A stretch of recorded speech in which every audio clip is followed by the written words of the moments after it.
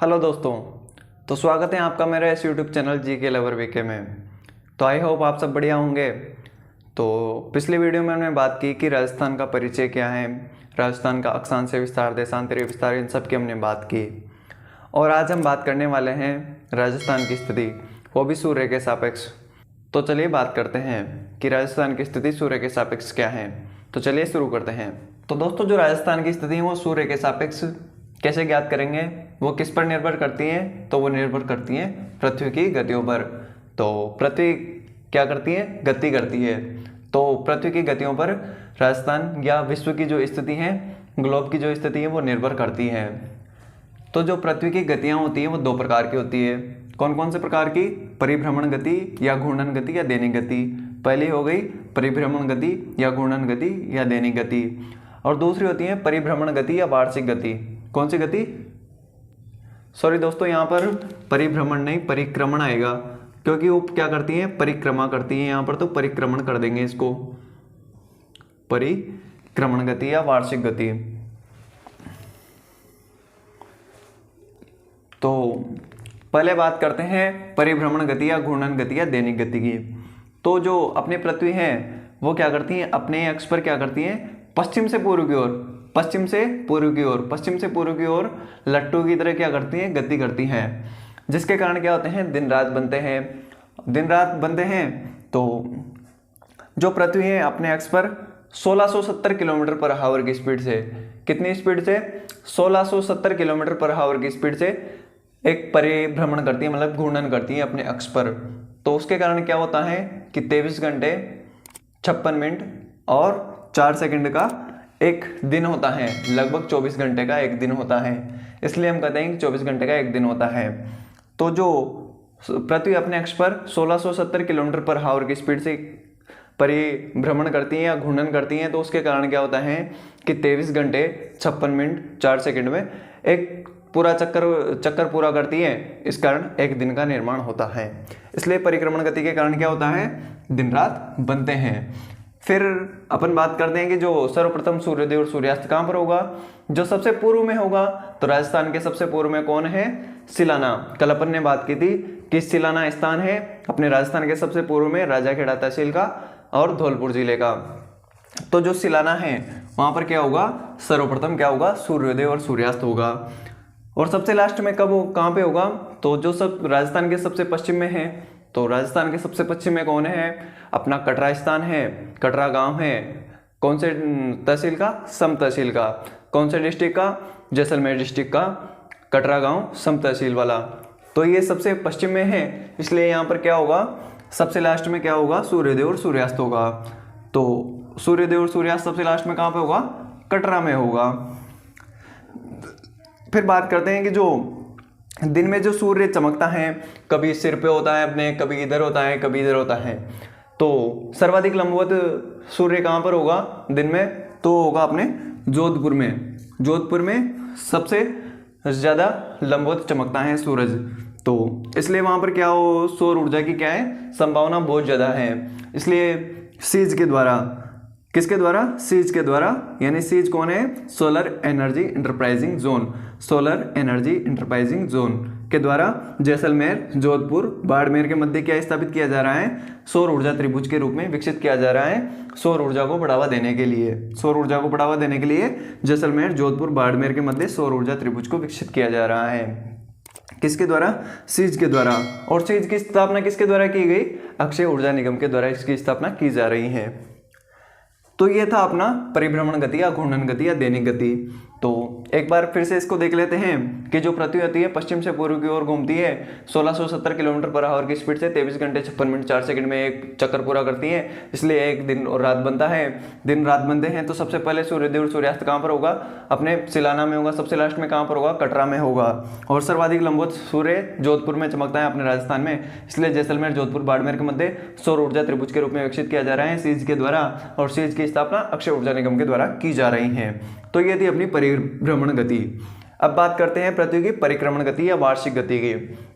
इसको वार्षिक गति क्यों बोलते हैं? क्योंकि इसके द्वारा वर्ष बनते हैं। और परिक्रमण गति क्यों बोलते हैं? क्योंकि ये सूर्य के चारों ओर दीर्घ वृत्ताकार पथ पर परिक्रमा करती हैं, उसके चारों ओर चक्कर लगाती हैं। अपन कहते हैं ना कि पृथ्वी सूर्य के चारों ओर चक्कर लगाती है, तो वही दीर्घ वृत्ताकार पथ पर सूर्य के चारों ओर पृथ्वी चक्कर लगाती है।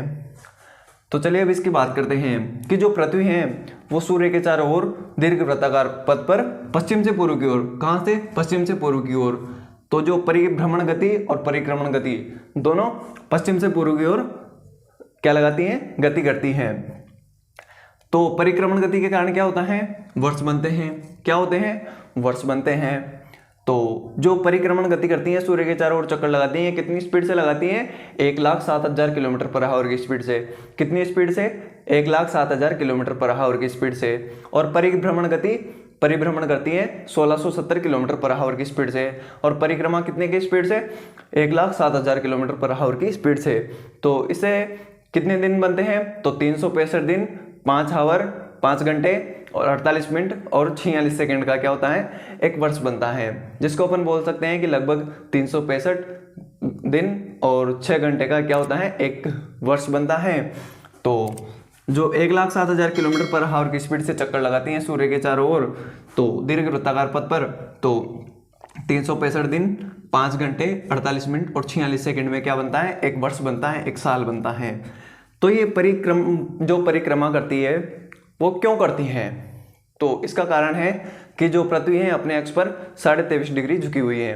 कितनी झुकी हुई है, 23.5 डिग्री झुकी हुई है। आपने ग्लोब देखा होगा तो वो सीधा नहीं होता, थोड़ा ऐसे होता है। तो 23.5 डिग्री झुका के रखते हैं उसको, क्योंकि उससे क्या होता है कि घूमने में उसको आसानी होती है। तो 23.5 डिग्री झुके होने के कारण वो परिक्रमा करती हैं सूर्य के चारों ओर। तो इसके लिए मैं आपको एक एग्जांपल देना चाहूँगा। तो आपने तारक मेहता का उल्टा चश्मा देखा ही होगा, उसमें वो दयाबेन आती है, वो बहुत ज़्यादा खुश हो जाती है तो क्या करती हैं, गरबा करती हैं। तो वो गरबा ऐसे नहीं करती, वो ऐसे झुक जाती हैं और फिर चारों ओर घूमती हैं, मतलब कि तो पृथ्वी भी ऐसे ही झुकी हुई है, तो वो ऐसे घूमती हैं, परिक्रमा करती हैं सूर्य के चारों ओर। तो इसके प्रभाव में क्या होता है, जो परिक्रमण गति करती हैं उसके प्रभाव में क्या होता है, इसके प्रभाव में अपन ने देखा कि वर्ष बनते हैं। तो पहली बात, वर्ष बनते हैं। सेकंड बात, ऋतु परिवर्तन। ऋतु परिवर्तन कैसे होगी, कभी ज़्यादा पास आएगी सूर्य के तो गर्मी पड़ेगी, ज़्यादा दूर जाएगी तो सर्दी पड़ेगी। ऐसे ऋतु परिवर्तन होता रहता है, यानी कि कभी सर्दी आएगी, कभी गर्मी आएगी, कभी बरसात आएगी, तो ऋतु परिवर्तन होता रहता है। फिर थर्ड है रेखाओं का निर्धारण। तो कभी जो सूर्य है वो कर्क रेखा पर सीधा चमकता है, कभी मकर रेखा पर सीधा चमकता है, कभी भूमध्य रेखा पर सीधा चमकता है। तो रेखाओं का निर्धारण किसके द्वारा होगा, इसी के द्वारा होगा। किसके द्वारा, इसी के द्वारा कि परिक्रमण गति के कारण ही रेखाओं का निर्धारण होगा। कर्क रेखा, मकर रेखा, इन सभी का निर्धारण इसी के द्वारा होगा। फिर आता है कटिबंधों का निर्धारण। कटिबंध क्या होते हैं कि जो भूमध्य रेखा के पास में उष्ण कटिबंध आ गया, फिर ध्रुवों के पास शीत कटिबंध आ गया।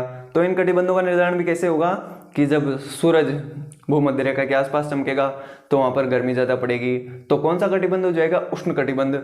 और ध्रुवों पर सर्दी पड़ेगी तो वहाँ शीत कटिबंध हो जाएगा। इसलिए कटिबंधों का निर्धारण भी पृथ्वी की परिक्रमण गति के कारण ही होता है, कटिबंधों का निर्धारण भी। फिर आता है दिन रात की अवधि में परिवर्तन। तो कभी हम देखते हैं कि दिन बड़ा हो जाता है गर्मी के मौसम में, और सर्दी के मौसम में रात बड़ी हो जाती है। तो इन सब का कारण भी क्या है, पृथ्वी की परिक्रमण गति ही है।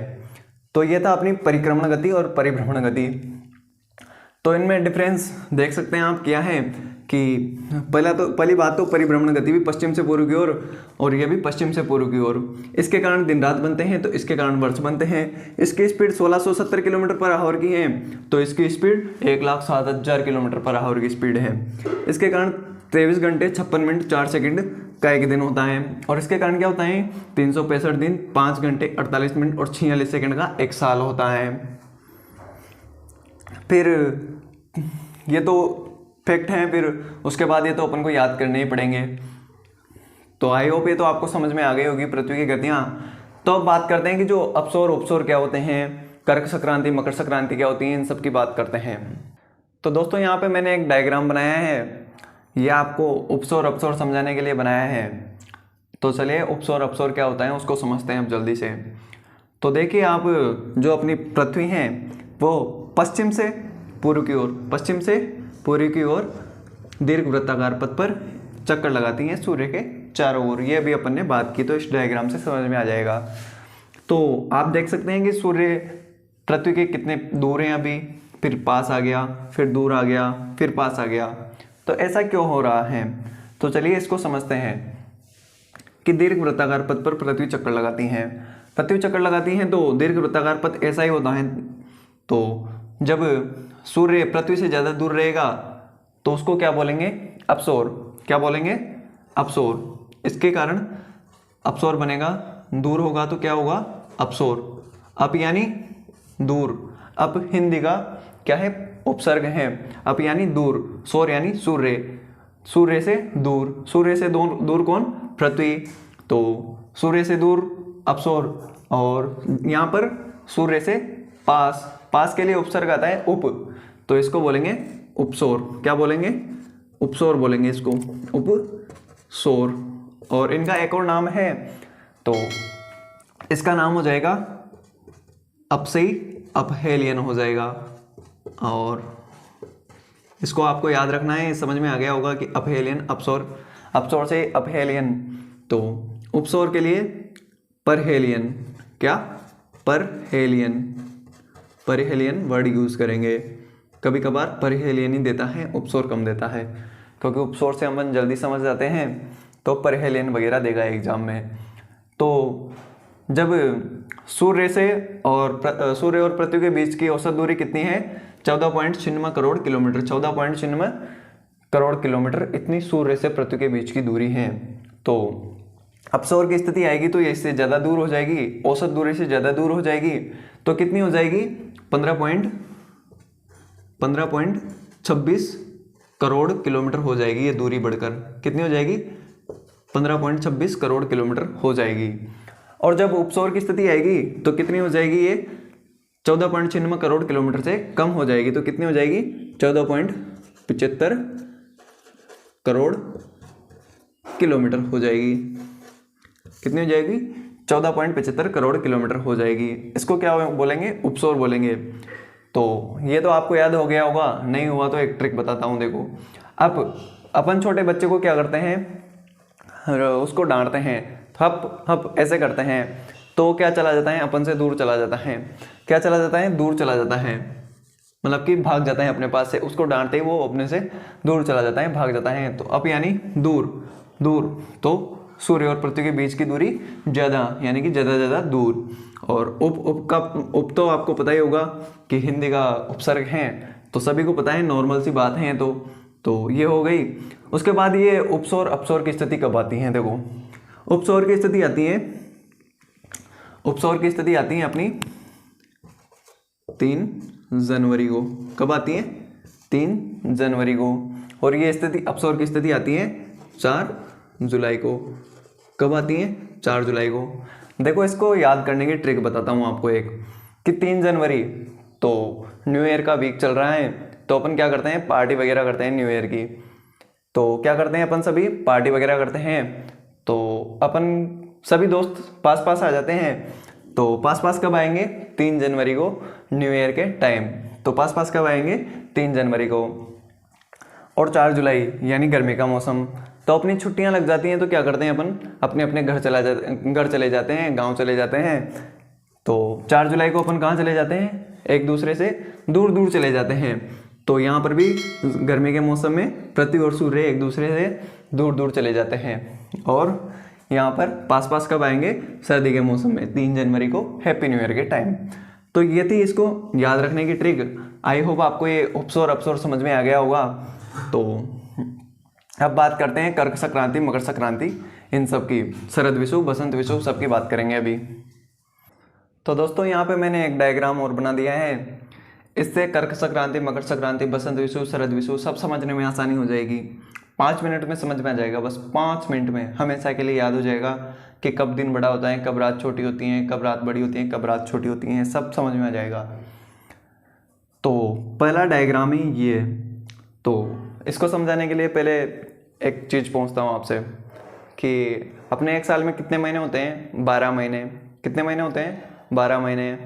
तो अपने ऋतुएं कितनी होती हैं? अपन सामान्यतः 3 ऋतुएं बोलते हैं, लेकिन 4 ऋतुएं होती हैं, सबको पता है।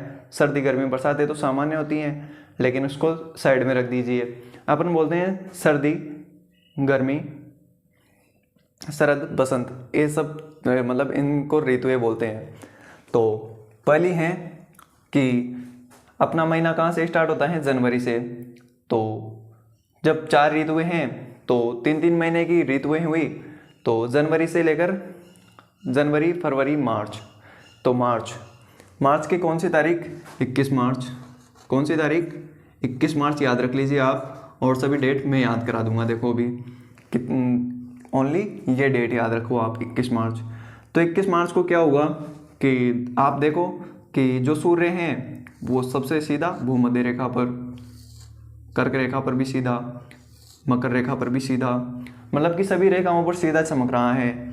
तो उत्तरी गोलार्ध में भी बराबर प्रकाश जाएगा, दक्षिणी गोलार्ध में भी बराबर प्रकाश जाएगा सूर्य का। तो यानी कि दिन रात मतलब दिन भी बराबर होगा ऊपर की उत्तरी गोलार्ध में, और दक्षिणी गोलार्ध में भी दिन बराबर होगा, तो रात भी बराबर ही होगी। सिंपल सी बात है। तो यहाँ पर दिन रात की अवधि क्या होगी, समान होगी। अपन लिख देते हैं समान। दिन रात की अवधि क्या होगी, सेम होगी। क्यों, क्योंकि यहाँ पर तीनों जो रेखाएं हैं उन पर सूर्य का प्रकाश सीधा चमक रहा है। तो 21 मार्च को क्या आएगी, 21 मार्च को बसंत विषु आएगी। क्या आएगी, बसंत विषु। क्यों, क्योंकि जब अपन मार्च वगैरह में देखते हैं तो बसंत पंचमी आती है अपनी। तो बसंत पंचमी कब आती है, फरवरी मार्च में ही आती है।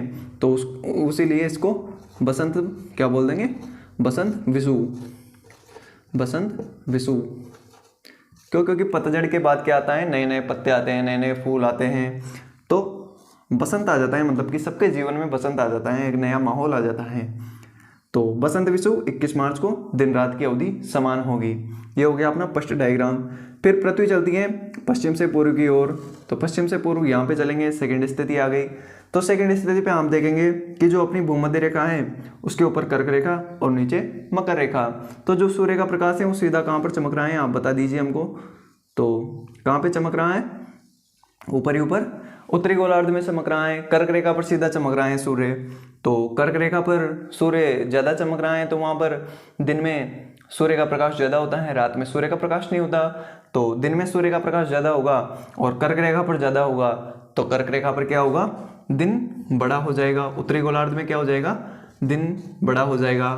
और अपन कौन से गोलार्ध में आते हैं, अक्षांश की दृष्टि से उत्तरी गोलार्ध में। तो भारत और राजस्थान उत्तरी गोलार्ध में आता है। तो जब दिन बड़ा हो जाएगा, कब, जब कर्क रेखा पर सीधा चमकेगा।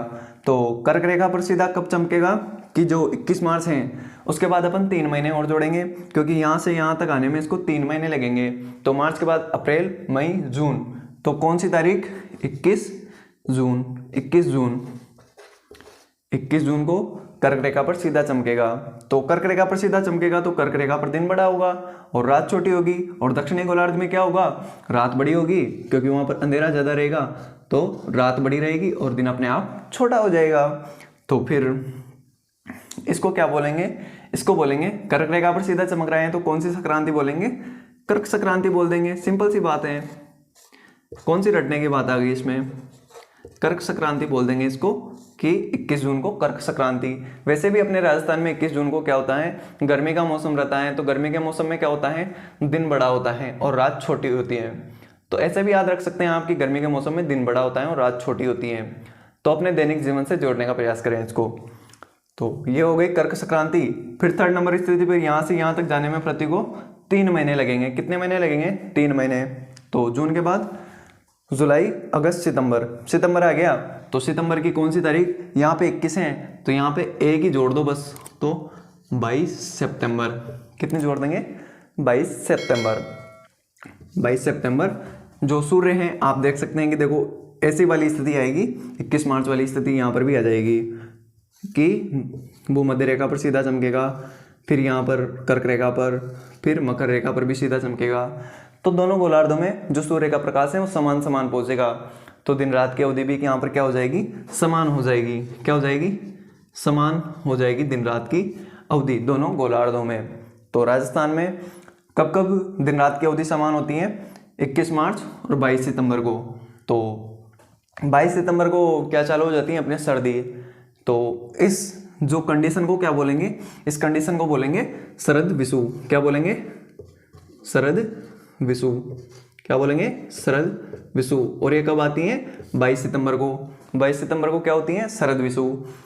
फिर अपन पृथ्वी चलेगी 3 महीने बाद, कहाँ पर आ जाएगी, फोर्थ कंडीशन पे आ जाएगी। कहाँ पे आ जाएगी, फोर्थ कंडीशन पे।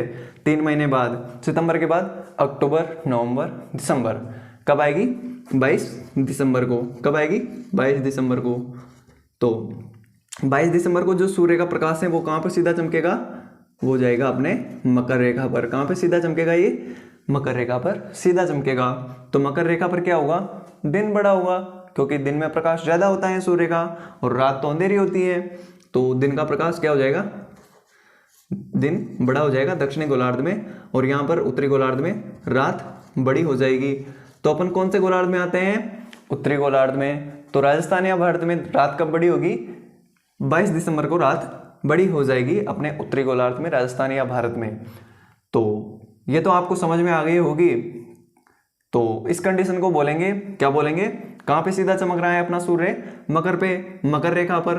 तो इसको बोल देंगे मकर संक्रांति बोल देंगे। इसको क्या बोल देंगे, मकर संक्रांति बोल देंगे। इसके बाद वही पहले वाली कंडीशन आ जाएगी। फिर ऐसे ही दिसंबर के बाद मार्च आएगा, फिर जून आएगा, फिर सितंबर आएगा, ऐसे ही चलता रहेगा। तो ये थी अपनी कर्क संक्रांति, मकर संक्रांति। तो ये तो सबको समझ में आ गई होगी। अपने दैनिक जीवन से ज़्यादा से ज़्यादा जोड़ने का प्रयास करेंगे तो आपको जल्दी समझ में आएगी और याद भी रहेगी हमेशा के लिए। तो ऐसे ही याद करना, दिमाग में इसको बिठा लेना कि कैसे याद करना है। तो जीके आपके लिए एकदम आसान बना दूंगा, बस मेरे साथ जुड़े रहना। तो एक फैक्ट और बताता हूँ, चलो देखो आपको। तो सूर्य जो है कर्क संक्रांति पर जब सूर्य उत्तरी गोलार्ध में सीधा चमकता है, तो जो सूर्य का प्रकाश सबसे ज़्यादा यहाँ पर रहेगा। कहाँ पर रहेगा, उत्तरी ध्रुव पर रहेगा। तो उत्तरी ध्रुव पर दिन और रात दोनों में सूर्य का प्रकाश रहेगा। कब, 21 जून को। तो जो उत्तरी ध्रुव होता है वहाँ पर दिन और रात, मतलब कि रात्रि नहीं होती है। क्या नहीं होती, रात नहीं होती है। तो जो उत्तरी गोलार्ध में नॉर्वे जो है इसके पास हैं, तो नॉर्वे को क्या बोला जाता है, मध्य रात्रि के सूर्योदय का देश। क्या बोला जाता है, मध्य रात्रि के सूर्योदय का देश बोला जाता है नॉर्वे देश को। तो ये थी अपनी राजस्थान की स्थिति और विश्व की स्थिति सूर्य के सापेक्ष। आई होप ये तो आपको समझ में आई गई होगी, क्योंकि बहुत सिंपल है ये सब, बस अपने दैनिक जीवन से जोड़ने का प्रयास कीजिए। तो ऐसी ही और अधिक वीडियोज़ के लिए चैनल को सब्सक्राइब कर लेना। ऐसी वीडियो डेली मिलेंगे आपको इस चैनल पर, तो जल्दी से चैनल को सब्सक्राइब कर लीजिए। मैं पूरी जीके पढ़ाऊँगा आपको, हिस्ट्री, ज्योग्राफी, कल्चर सब पढ़ा दूंगा बहुत ही सिंपल वे में। तो मेरे साथ बने रहना लास्ट तक। तो आई होप ये वीडियो आपको पसंद आई होगी। पसंद आई हो तो वीडियो को लाइक और चैनल को सब्सक्राइब कर देना। मैं मिलता हूँ आपसे अगले वीडियो में, तब तक के लिए thank you, tata, bye bye.